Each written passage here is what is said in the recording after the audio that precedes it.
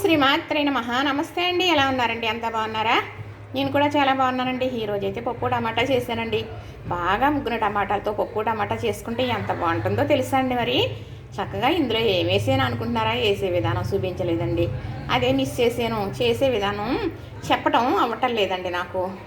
ఎందుకంటే కొంచెం చెయ్యాలి, అలాగంటే చాలా కష్టమైన పని. కష్టాన్ని ఇష్టంగా చేసుకోవాలంటే ఎంకరేజ్మెంట్ తప్పకుండా ఉండవలసిందే. అది అనేది మనకు తక్కువే కదా.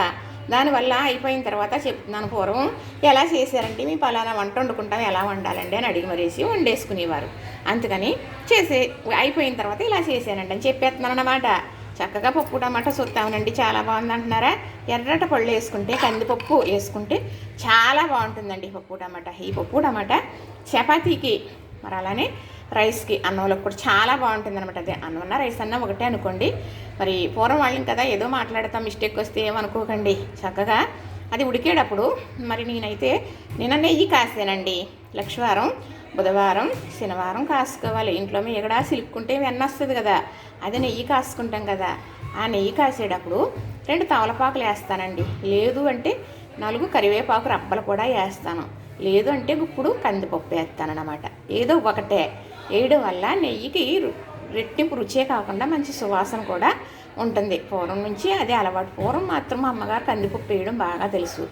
అయితే అప్పుడు అది నెయ్యి వడకెట్టిన తర్వాత అందులో బెల్లం కూర వేసి ఇచ్చేవారండి. తింటే చాలా అమృతం. మనం ఎంతో గొప్ప గొప్ప స్వీట్లు తింటున్నాం అప్పుడు, దానికన్నా అదేంటో తెలియదండి, అంత గొప్ప రుచి అన్నమాట. అంత బాగుంటుంది. నెయ్యి గోకుడి అంటారనమాట, కొన్ని చోట్ల గోకారం అంటారు. అలానే మా వారికి ఇస్తానండి. నెయ్యి కాసిన తర్వాత చక్కగా ఎలాగా కలుపుకుని బెల్లం కూరతో తింటారు.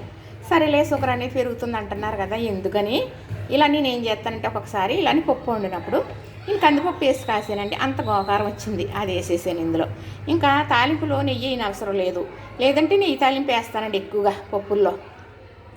1 స్పూను నూనెతో చక్కగా వెల్లుల్లిపాయ, ఎండుమిరపకాయ, జీలకర్ర, ఆవాలు, కరివేపాకుతో పోపు అనేది వేసేసానండి. ఇదైతే మా సాయంకాలం చపాతీ కూడా మరి నంచుకోవటానికి చాలా బాగుంటుందండి.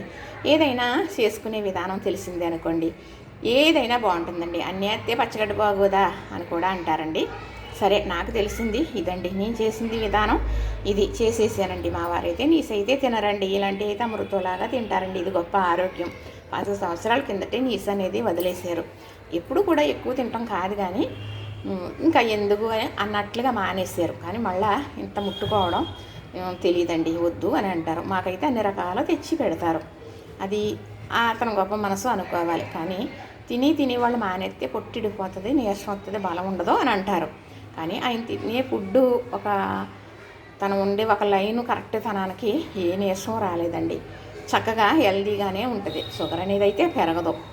అదేనండి, నేను చేసేదానికి నాకు ఆన్సర్ తెలుస్తుంది కాబట్టి అదే ఫాలో అవుతూ ఉంటానన్నమాట. చూసారా మరి, చక్కగా పప్పు టమాటా సుట్టే 1 గరిటెడు పప్పు వేసి అన్నం పెడితే కడుపు నిండా తినేద్దాం అనిపిస్తుందా? అవునండి, ఇలాంటివి చేసుకుంటే అలానే అనిపిస్తుంది.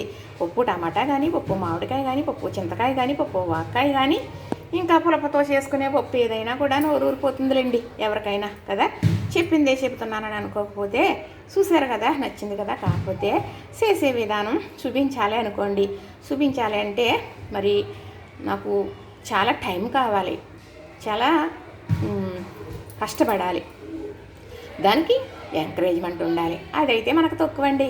దానివల్ల ఇంక నేను కష్టాన్ని ఇష్టంగా మలుసుకుని చెయ్యాలి అన్న ఆదరణ ఉండాలి కదండి, అయిన వాళ్ళ దగ్గర నుంచి అయినా కాని వాళ్ళ దగ్గర నుంచి అయినా. అదైతే లేదు కాబట్టి సరే, మీకు తెలియాలి. పూర్వం ఏదన్నా చేశారనుకోండి, ఏమని ఎవరో తెలుసా, ఏమండి అది ఎలా చేశారు, నేను కూడా చేసుకుంటానని వచ్చి అడిగి వెళ్ళి చేసేసుకునేవారు.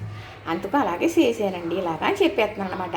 కందిపప్పు కడిగేసి పెట్టాను కదండి, అది ఉడికిన తర్వాత టమాటా కట్ చేసేసాను, పచ్చిమిర్చి కూడా కట్ చేసేసాను. ఉడికేటప్పుడు ఉప్పు పసుపు వేసాను.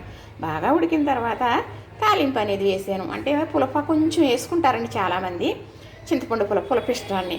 అప్పుడు ఈ టమాటాని డామినేట్ చేసేస్తుందండి. టమాటా రుచి అనేది అంత అనిపించదు అనమాట, మనం ఇది వేయటం వల్ల, చింతపండు వేయడం వల్ల. అయినా మా వారికి ఇలా కమ్మగా ఉంటే చాలా ఇష్టం. అందుకే నేను మాత్రం ఇలానే వండుతాను అనమాట. అంతేనండి, ఏది కూడా పెద్ద పని కాదు. అవి బాబు పప్పు వండాలంటే పప్పు ఉడకలు టైం పడుతుంది. దాని దగ్గర కూర్చోవాలి. ఆ పప్పు పొయ్యి మీద పెట్టేసి ఆ పని ఈ పని చేసుకుందరూ పప్పు ఉడికిపోద్ది.